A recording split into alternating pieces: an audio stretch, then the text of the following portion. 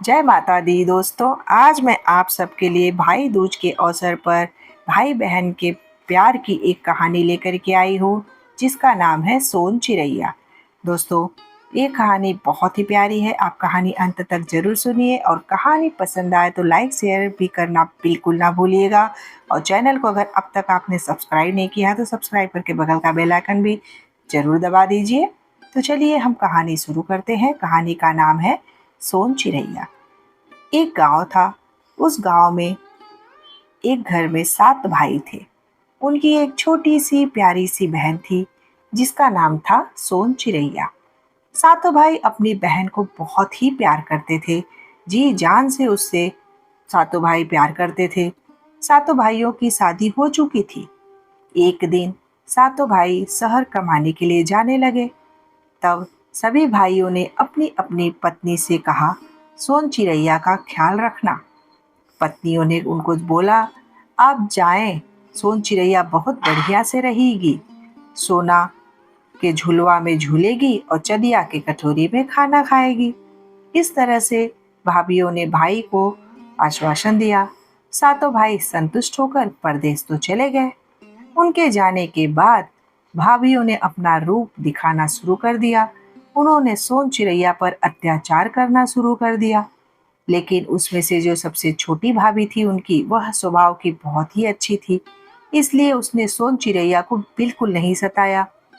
लेकिन वो अपनी जेठानियों के आगे विवश थी, जो सोन चिरैया का किसी तरह से मदद नहीं कर पा रही थी। एक दिन 6 भाभीियों ने सोन चिरैया को चलनी देकर कहा कि जा करके इसमें पानी भर करके लाओ नदी पर से। सोन चिरैया चक्कर में पड़ गई कि भाई चलनी में पानी कैसे भरा जाए। सोन चिरैया चलनी लेकर नदी पर तो चली गई। जब उसने चलनी में पानी भरा, तब सारा पानी चलनी से बाहर गिर गया। तो भाई वो आटा चालने वाली चलनी है, तो पानी तो बाहर गिर ही जाएगा। यह देखकर सोन चिरैया बहुत ही परेशान हो गई। बहुत ही बेबस हो गई कि अब मैं करूँ क्या। अगर मैं खाली चलनी लेकर घर गई तो भाभियाँ मुझे बहुत डांटेंगी। यह सोचकर सोन चिरैया जोर जोर से रोने लगी। तभी चींटियों की एक पंक्ति उसके पास आकर रुकी और उसने पूछा, सोन चिरैया बहिन, काहे रोवत हो? तब सोन चिरैया ने अपनी व्यथा सुनाई। हमार भाभियन चलनी में पानी भर के लाए के कहली। चींटियों को एक सुझाव आया और उन्होंने कहा वे हर छेद में बैठ जाएंगे और वो पानी भर कर ले जा सकती है। इस तरह सोन चिरैया चलनी में पानी भर कर लाई और भाभियों को दे दी। भाभियां यह देखकर आश्चर्य में रह गई कि सोन चिरैया चलनी में पानी कैसे लेकर आई।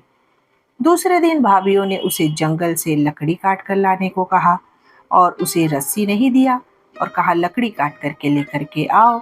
सोन चिरैया जंगल तो चली गई, लकड़ियां भी काट ली, इकट्ठा भी कर ली, लेकिन उसके पास लकड़ियों को बांधने के लिए तो कोई रस्सी नहीं थी। वह परेशान होकर वहीं बैठ गई और थोड़े देर बाद जब अंधेरा होने लगा तो वो डर के मारे रोने लगी कि अब तो अंधेरा हो गया है, लकड़ियां भी काट तो ली हूँ, लेकिन अब मैं इसे बांधूं कैसे। तो रोते हुए देख सर्प देवता आए। उसने रोने का कारण पूछा। सोन चिरैया उन्हें सारी बात बता दी।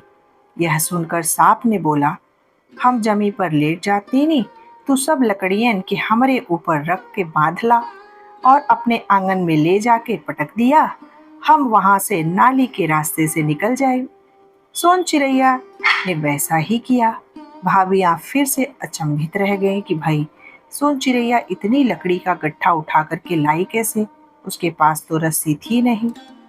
भाभियों ने गुस्से में फिर से सोन चिरैया को परेशान करने के लिए उसे धान कूटने को दे दिया, वो भी बिना उखल मुसर के।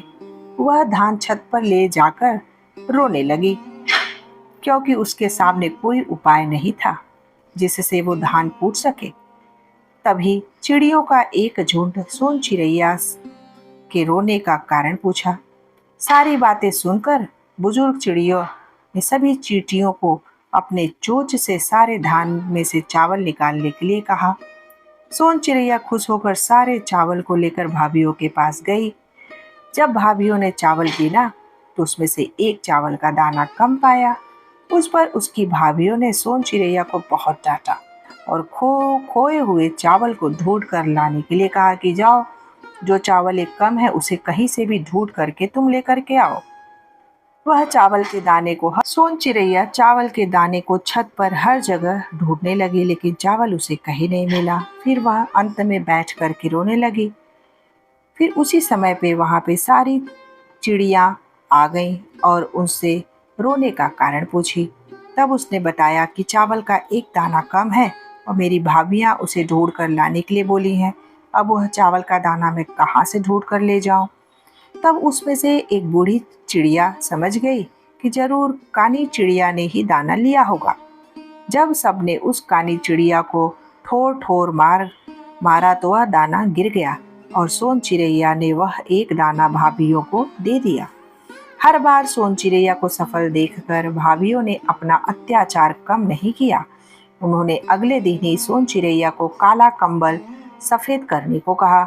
उस कंबल को लेकर सोन चिड़ैया नदी के किनारे चली गई और वो उस कंबल को धोते ही रही, लेकिन उसका रंग नहीं बदला।